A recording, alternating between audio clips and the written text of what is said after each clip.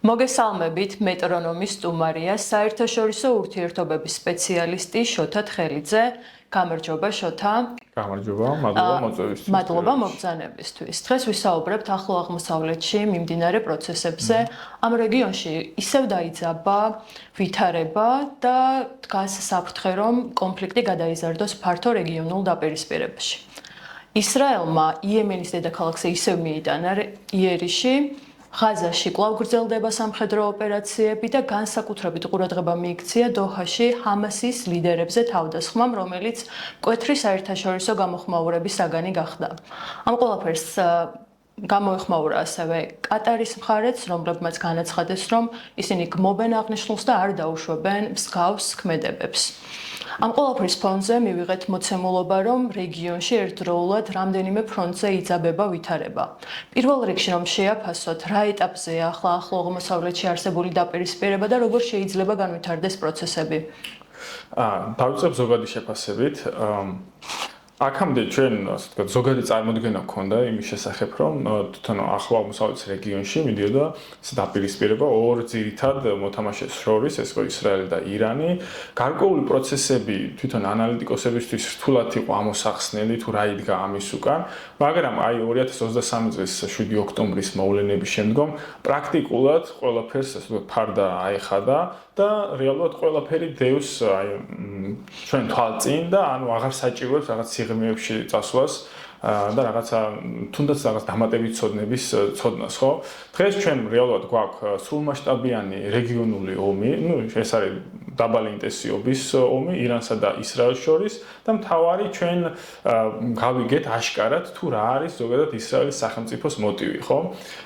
თუ აქამდე მაგალითად მას ჰქონდა გარკვეულწილად ესეთი ნელი ტემპი იმისა, რომ ის ასე ვთქვათ დიდი ასე ვთქვათ სიონიზმის დიდი მიზნისთვის მიეღწია, რომელსაც ქვია დიდი ისრაელის შექმნა და აქეთკენ მიდიოდა საკმაოდ ესეთი ნელი შეფარული ჩუმინაბიჯებით, ხო? მაგალითად ის პერიოდულად ანეიტრალებდა იმ სახელმწიფოებს, რომლებიც ანტისიონისტური ქვეყნები იყვნენ, რომლებიც არ აღიარებდნენ ისრაელს, ხო? ეს დაიწყო ჯერ კიდევ 2000-იანი წლებიდან, ეს იყო ერაყის ომი, სადაც სადამ ჰუსეინი იყო ერთ-ერთი მოწინავე ანტისიონისტური ქვეყანა, რომელიც ემუქრებოდა ისრაელს და სარაკეტო თავდასხმაც აქვს განხორციელებული მაშინდელ ერაყის ხელისუფლებას.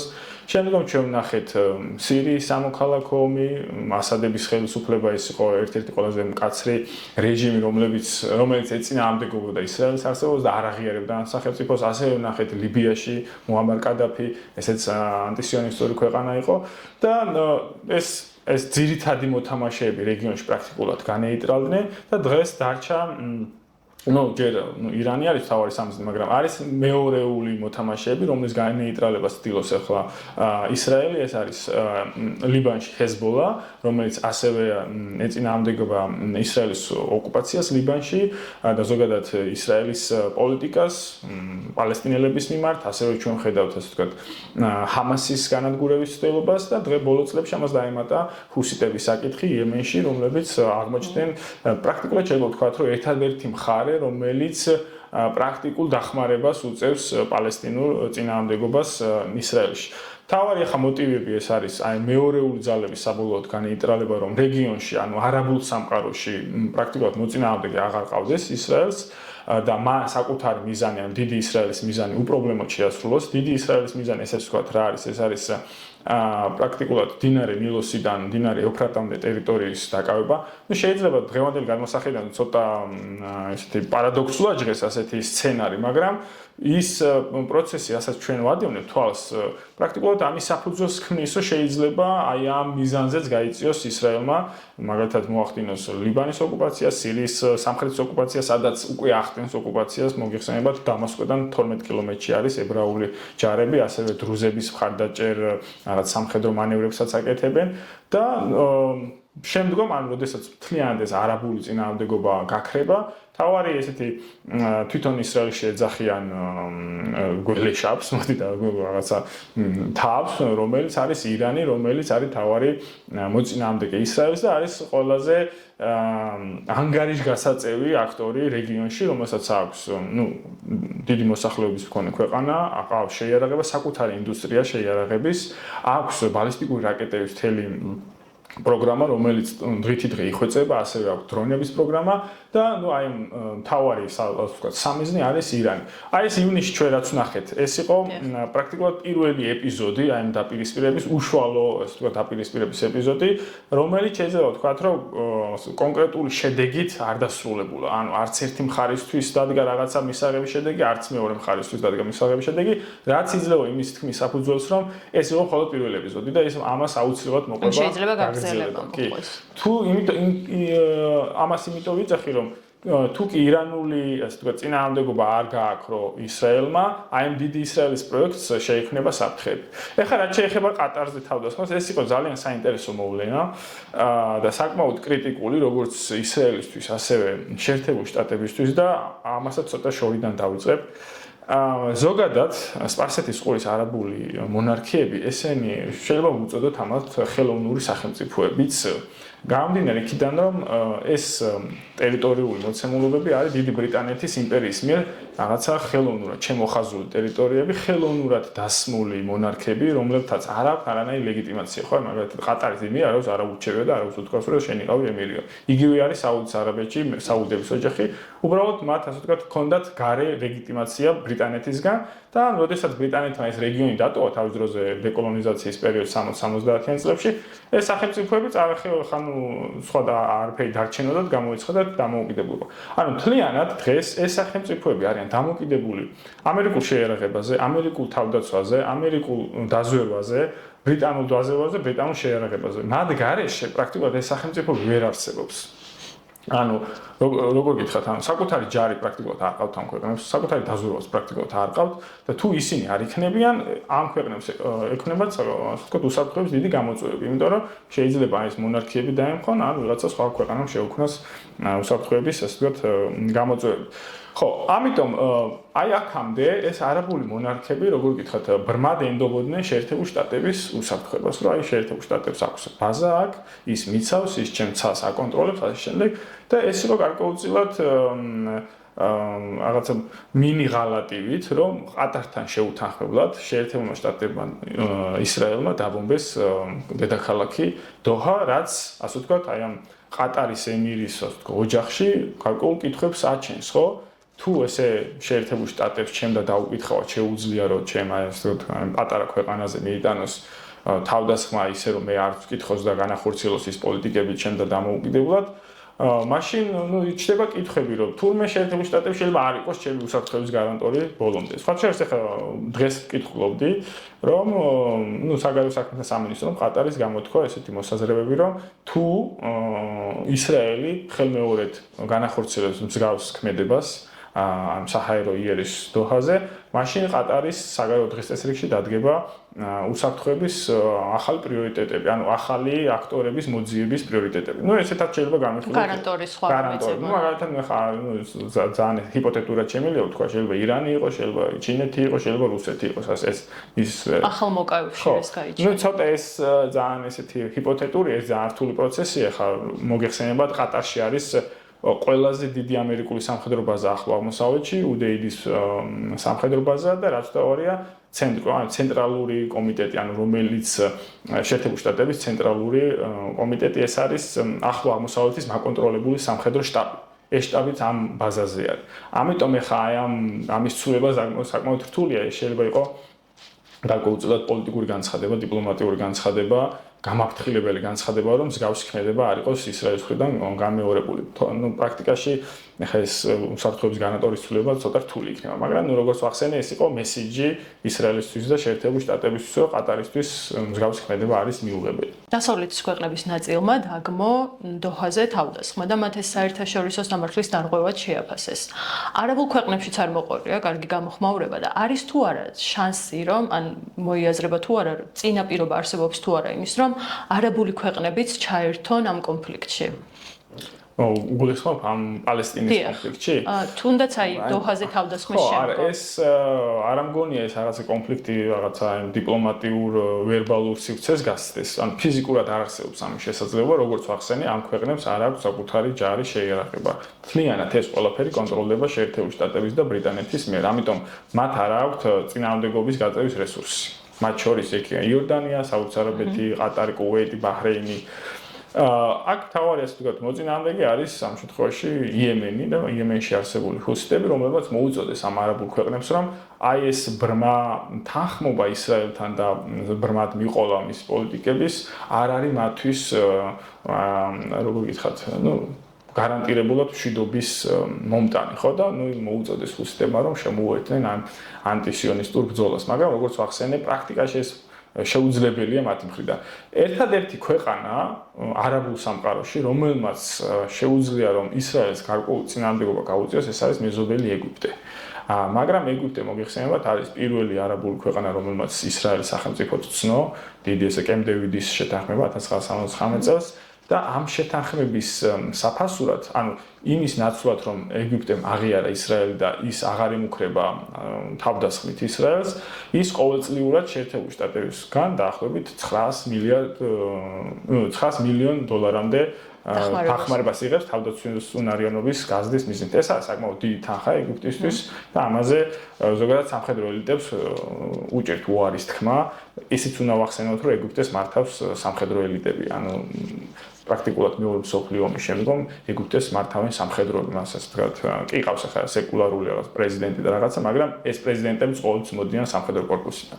ამიტომ სამხედრო კორპუსი არის თავარი განსაზღვრული ეგვიპტის შიდა და საგარეო პოლიტიკის, მათთვის ეს ახლა 900 მილიონი დოლარი ყოველწლიურად არ არის ცოტა თანხა და არც უღირთ ახლა ისრაელთან დაპირისპირება, გამომდინარე იქიდან, რომ შემდგომ მთელი წნეხი, ანუ წინააღმდეგობის გადმოვა ეგვიპტეზე, მას არ ეყოლება სხვა ასე ვთქვათ ფეხის ამყოლი არაბული ქვეყანა გარდა ჰუსიტების. ეს ჰუსიტები საკმაოდ შორს არიან ისრაელისგან 1200 კილომეტრით არიან დაშორებული და ასე ვთქვათ დიდ საფრთხეს ისრაელს ვერ უქმნიან. ეხლა რაღაცა კვირაში ერთხელ რაღაც ბალისტიკურ რაკეტას გაუშვებენ, რომელსაც ჩამოაგდებენ, ეს რაღაცა რა თქმა უნდა ეს გამოწვევა ისრაელისთვის, მაგრამ რაღაც ისეთი კრიტიკული რომ რაღაც თვითონ ისრაელის საფრთხე შექმნას ჯერჯერობით არ უქმნის. გასაგებია და ირანიც გამოეხმაურა სხვათა შორის ამ დოჰაზე თავდასხმას და არის თუ არა საფრთხე რომ კვლავ გააქტიურდეს ირან-ისრაელის კონფლიქტი?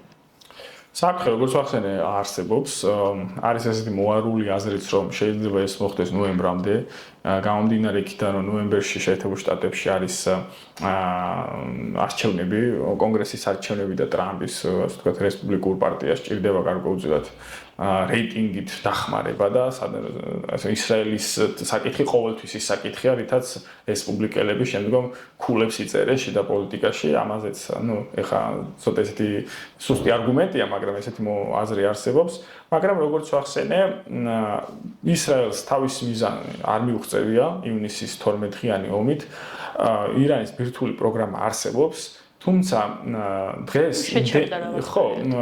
შეჩერდა იმ გაგებით, რომ შემდგომი გამდიდრება აღარ ხდება. თუმცა ის ცენტრიფუგები, სადაც ხდება ურანის გამდიდრება, ეს ცენტრიფუგები არსებობს. თვითონ როგორც განაცხადეს, დაახლოებით 400 კილომდე რაღაცა ოდენობის ცენტრიფუგები არსებობს ირანში. ოღონდ უკვე აღარ იციან, სად არის ეს ცენტრიფუგები, გადამალულია. ამას წინათაც წავიკითხე, რომ შეიძლება თვითონ ირანის პოლიტიკურმა ხელისუფლებამ შეიძლება არ იცის სადდევს. ანუ ერთ სივრცეში არ არის განაწილებული ამბობენ, რომ მოახდინეს დივერსიფიცირება ამ ცენტრიფუგების და შეიძლება ამის შესახებ მხოლოდ იცის ირანის ისლამურმა რევოლუციის გუშახთა კორპუსის ხელმძღვანელებმა და შეიძლება მხოლოდ აიათოლო. ანუ ასე არის საკითხი. ანუ ისრაელისთვის დღეს უკვე გაცილებით რთულად დგას საკითხი ირანის ბირთვული პროგრამის განეიტრალების, ვიდრე აქამდე იდგა.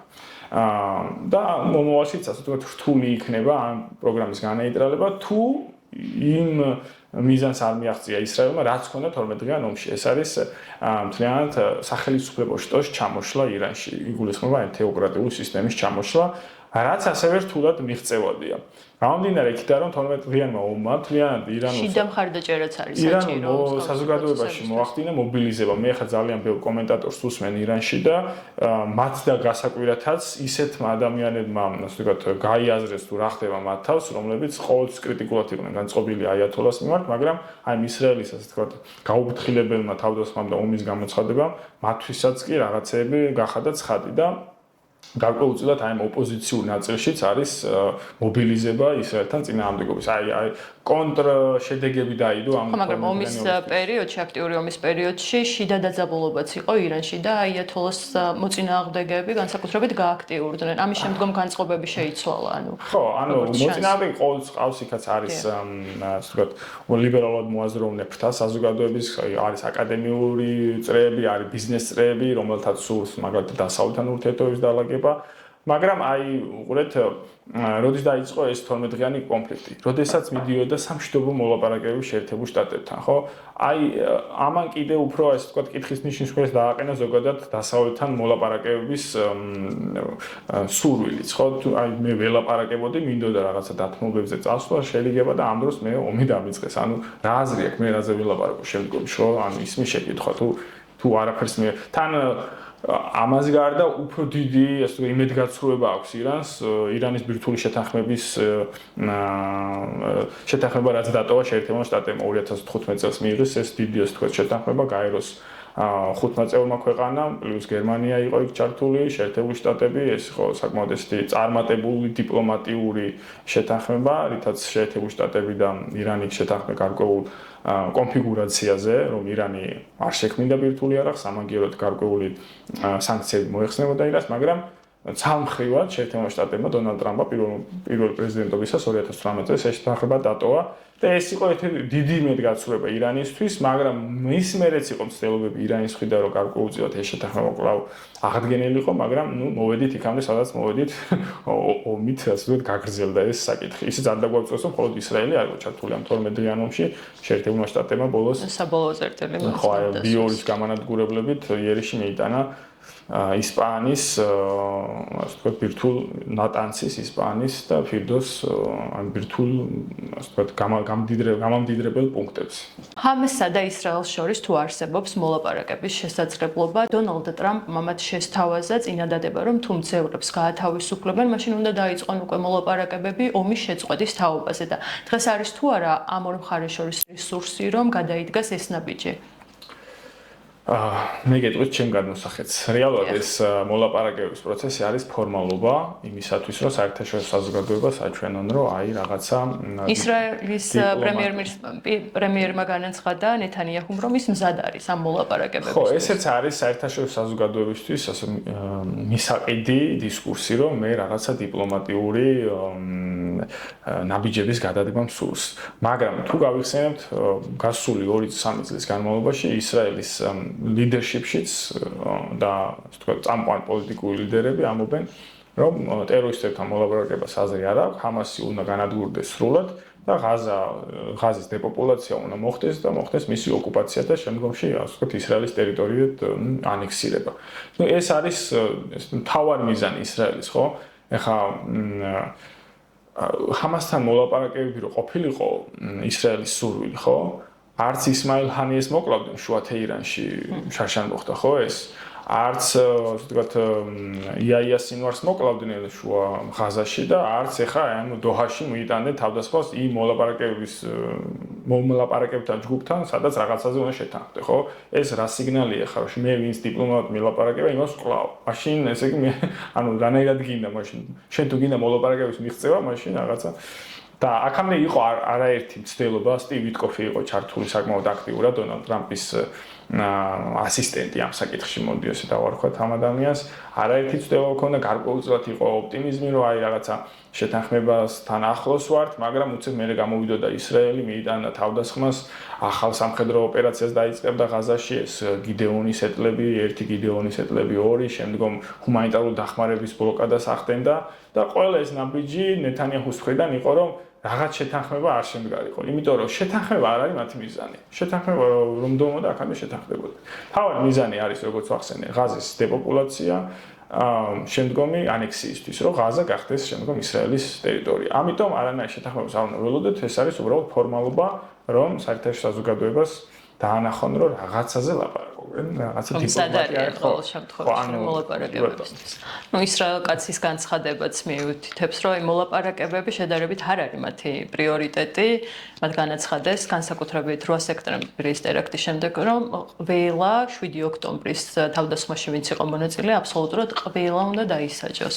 კი ბატონო, მხარედან აღძელებენ კიდევაც ამ პოლიტიკას. ყველაზე ერთ-ერთი რეაქციული მინისტრია დღეს ისრაელის სამთავრობო კაბინეტში.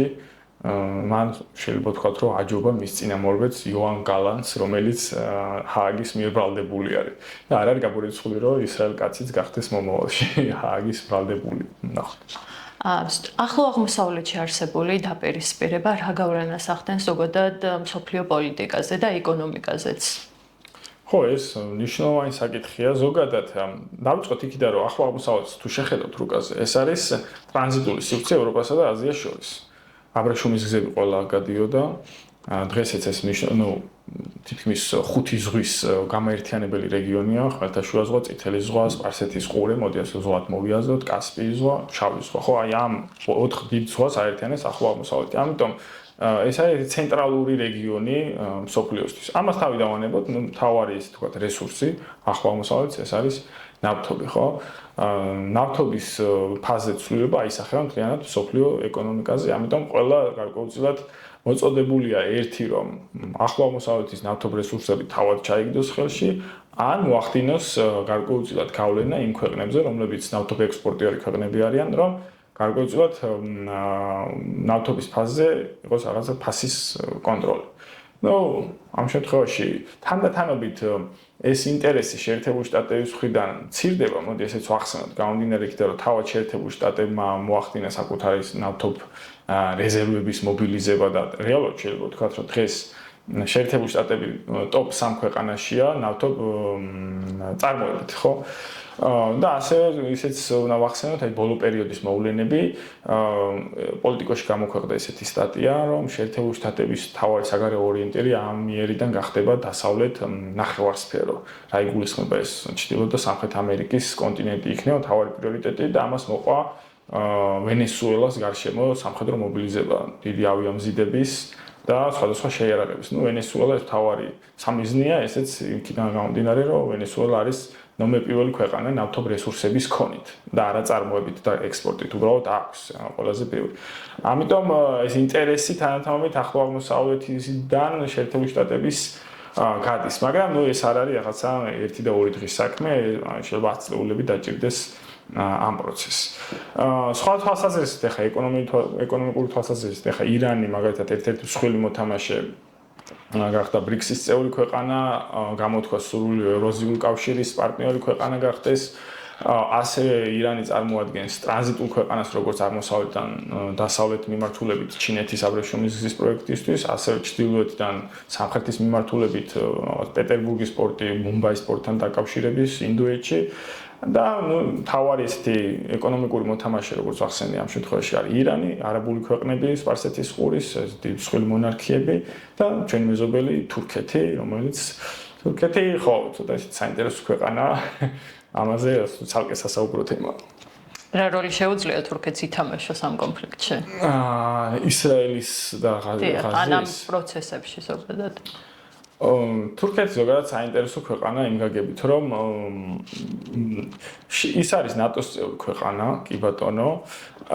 ნატოს წევრი ქვეყნები მას იყენებენ საკუთარი მიზნებისთვის, ოღონ თურქეთი საკუთარ თავს აყენებინებს, თუ მასაც ჭირდება, თუ ეს მიზნები მის მიზნებსაც ემთხვევა. თუ კი ნატოს მიზნები არ ემთხვევა თურქეთის მიზნებს, მაშინ თურქეთს აქვს უკვე თავისი საგარეო პოლიტიკა. აი მაგალითად კვიპროსის საკითხი, ხო? ეხლა ნატოს წევრ ქვეყნებს არ მოსწონთ ის, რომ ჩრდილოეთ კვიპროსი ოკუპირებულია და თურქული რესპუბლიკა იქ ხო შექმნილი. მაგრამ ეს არის თურქების ცალკე საგარეო პოლიტიკა, რაც მის ინტერესშია და იგივე მაგალითად ეს ისრაელის საკითხი, ხო? ისრაელთან წინააღმდეგობა დიდად არ მოსწონთ ნატოს წევრებს, თურქეთის წინააღმდეგობა, მაგრამ ეხლა თურქეთს არ შეუძლია, რომ გარკვეულწილად წინააღმდეგობრივი დისკურსიც არ აწარმოოს, იმიტომ რომ დღევანდელი ხელისუფლება ერდოღანის მეთაურობით არის რაღაცა ისლამურ მსოფლმხედველობაზე ხელისუფლებაში და რელიგიური გაზომილება არის ის, რითაც ისახერხებს სახალხო მხარდაჭერას, ხო? მაგრამ ეხლა უყურეთ, რაში თანახვედ რა არის ნატოს ინტერესების და თავად თურქეთის ინტერესების. ეს არის თურანის პროექტი. რაც ჩვენც გვეხება, ეს არის კავკასიის მიმართულებით რუსეთისა და ირანის, ასე ვთქვათ, ალყაში მოქცევა. რუსეთის სამხრეთიდან კავკასიაში, ანუ ეს აზერბაიჯანული აი ზანგეზურის კორიდორიც, ხო, ეს და ცენტრალურ აზიაზე გასვლა, სადაც ასევე თურქული სახელმწიფო არსებობს, რომელიც ასე ვთქვათ, სამხრეთიდან ალყაში აქცევს რუსეთს, ხოლო ჩრდილოეთიდან ალყაში აქცევს ირანს. ანუ ორივე ქვეყნისთვის ეს თურანის პროექტი, ირანისთვისაც და რუსეთისთვისაც არის გამოწვევა, გამომდინარე იქიდან, რომ თურქული ხალხები ორივე ქვეყანაში ცხოვრობენ, ჩრდილოეთ კავკასია ეს არის თურქული ხალხები, ну, ოსებს თუ არ ჩავთვლით ჩვენ ჩრდილო ოსებს და თურქეთშიც, ირანშიც დაახლოებით 20 მილიონამდე აზერბაიჯანელი ცხოვრობს, რომელიც არის ეთნიკური არ ქვია მას, მაგრამ თურქი ხალხები, თურქი people ეს ინგლისურად ესე ეწოდება მათ. ხო, ამიტომ აი თურქეთი ამ კუთხით არის საინტერესო, სადაც ასე ვთქვათ ჭირდება საკუთარ ინტერესს ატარებს, სადაც ემთხვევა ნატოს ინტერესს ატარებს, თავის ინტერესიც ემთხვევა და ესე ჩუმად, მოდი ესე ვთქვათ, ეს ნეოოსმალიზმის მსოფლმხედველობა, რომელიც ასევე აქვს ერდოღანს, ეს ჩუმად აი პროექტის განხორციელებაშია თურქეთი. იგივე სირიის მიმართულებით, ხო, პრაქტიკულად სირიის ჩრდილოეთი ოკუპირებულია. პრაქტიკულად შეიძლება ასევე ვთქვათ, რომ დღევანდელი ეს სირიის ხელისუფლება არის თურქეთის მარიონეტული ხელისუფლება, რასაც ეთქვის თურქული დაზვერვა, თურქული ძალოვანი სტრუქტურები, თურქული პოლიტიკური ისტაბლიშმენტი, ალ-შარა იმას გააკეთებს. თურქების გარეშე პრაქტიკულად შეიძლება ვთქვათ, რომ ფეხს ვერ გადადგავს ალ-შარა დღეს. იგივე აქეთ აზერბაიჯანის მიმართულებით, ნუ ხედავთ რა პროცესები მიმდინარეობს. ანუ გავლენების ზრდა თურქების საკმაოდ ესე სწრაფი ტემპით მიმდინარეობს. ჩვენს რეგიონში, სომხეთსა და აზერბაიჯანში მიმდინარეობდა საკმაოდ საინტერესო პროცესი, მათ ევროპასთან დაიწყეს დაახლოება და ამ ურთიერთობას აქვს თუ არა პერსპექტივა? ხო, აი ეს არის რთული. და რა როლს ითამაშებს თუნდაც აქ თურქეთი? აი როგორც თავარი შემსრულებელი აქტორი აი ამ ამერიკული პროექტის, რომ ნატო გავიდეს კასპიის ზღვაზე და შემდგომ ცენტრალურ აზიაზე არის თურქეთი. თურქეთმა უნდა შეასრულოს ეს დავალება, რომ როგორც ვახსენე, ნატომ უნდა მოაქციოს ალყაში რუსეთი. და ნუ ეს მოიაზრება, ნუ ძალიან შორეულ პერსპექტივაში, აი აზერბაიჯანი გახდეს ნატოს წევრი ქვეყანა და მათ შორის სომხეთის. მაგრამ დღეს ეხა ეს არის ზოგადად თეორიული მსჯელობები. პროცესები იმდენად იცვლება ხოლმე ხანდახან რადიკალურად, რომ შეიძლება საერთოდ სხვაგან წავიდეს ხოლმე. აი მაგალითად ეხა სირიის საკითხიც რო ავიღოთ. გასული წლის 28 ნოემბრამდე, ნუ ასაც ხელისუფლება იყო იქ რაღაცა რუსული ბაზები, არავის არ გვეგონა და უცებ ერთ კვირაში ამოდრიალდა ყველაფერი. ამ რაღაცა მოვიდა აბსოლუტურად სხვა ძალა, რომელმაც საერთოდ აბსოლუტურად რადიკალურად განსხვავებული საგარეო პოლიტიკის წარმოები დაიწყო. ნუ ესეთი რაღაცეები ხდება საერთაშორისო პოლიტიკაში, ხო? სომხეთის ევროინტეგრაციას და ნატოში ინტეგრაციას ზოგადად რა მომავალი აქვს ჩემთვის ცოტა რთულად წარმოსადგენია. თუ ან საქართველოს ჩვენ არ გავხდით ევროკავშირის წევრი, ან თურქეთი. ხა თურქეთის ევროკავშირის წევრობაც არის პრაქტიკულად წარმოუდგენელი. რა თქმა უნდა, თურქეთი არის რეალურად ყველაზე დიდი ქვეყანა, ნუ ევროპად თუ ჩავთვლით თურქეთს, გამოდის რომ ყველაზე დიდი ქვეყანაა თურქეთი.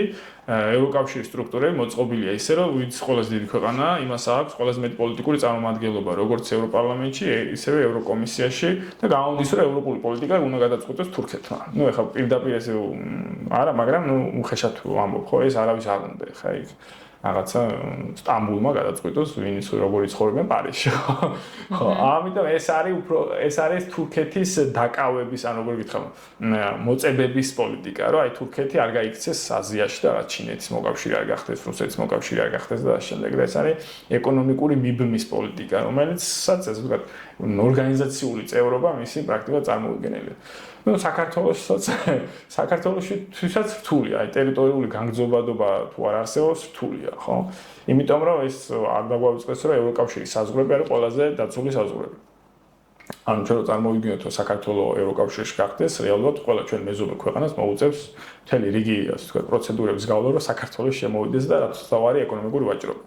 იმისათვის, რომ საქართველოში რაღაცა იმპორტი მოხდეს, მოუწევთ რაღაც მთელი რიგი რეგულაციების დაცვა. ამიტომ ესეც არც ევროკავშირს არ სურს. ევროკავშირისთვის ასევე მიგრაცია პრობლემა. ქვეყანა, რომელიც შორეულ რაღაც კავკასია ახლოს არის ახლო აღმოსავლეთთან, შეიძლება გახდეს ევროკავშირის წევრი ქვეყანა, ის იქნება მთავარი სამიზნე მიგრაციისთვის. ანუ საქართველოს შეიძლება გახდეს მთელი ახლო აღმოსავლეთის, ინდოეთის, პაკისტანის, ავღანეთის სამიზნე ქვეყანა, რომ მთავარია შევიდე ამ ქვეყანაში. მე არსებობს ასეთი დუბლინის რეგულაცია. თქვენ თუ შეხვედით ევროკავშირის ნებისმიერ ქვეყანაში, ევროკავშირს აქვს ვალდებულება, რომ დაგარეგისტრირონ, ასე ვთქვათ, asylum seeker. ქართულად როგორ ვთქვათ? თავშესაფრის მათზე. ხო, ამიტომ ესეც საქართველოსთან მიმართებაში ცოტა დღესდღეობით პესიმიზმით ვარ განწყობილი. ბოლოს მინდა ვისაუბროთ ჩარლი კირკის მკვლელობაზე. ის ისრაელის მოკავშირედ მოიაზრებოდა და მისი მკვლელობა შეცვლის თუ არა დამოკიდებულებას და რა პროცესებით შეიძლება დაიწყოს ამერიკაში? ისრაელის მიმართ? დიახ. ცოტა ისეთი მოულოდნელობა იყო ზოგადად ჩარლი კირკის მკვლელობა. ანუ ეს ვახსენოთ, რომ კატეგორიულად მიუღებელი ზოგადად ახლა პოლიტიკურ დებატში მოწინააღმდეგის ლიკვიდირება, ეს მიგვიყვანს რაღაც არქაულ მდგომარეობამდე, რომ თუ ახლა ერთმანეთს დავხოცავთ, მაშინ რა გამომაჩნია, ანუ დემოკრატია იმისთვის არის, რომ ნუ რაღაცა აზრების გამოხატვის უფლება.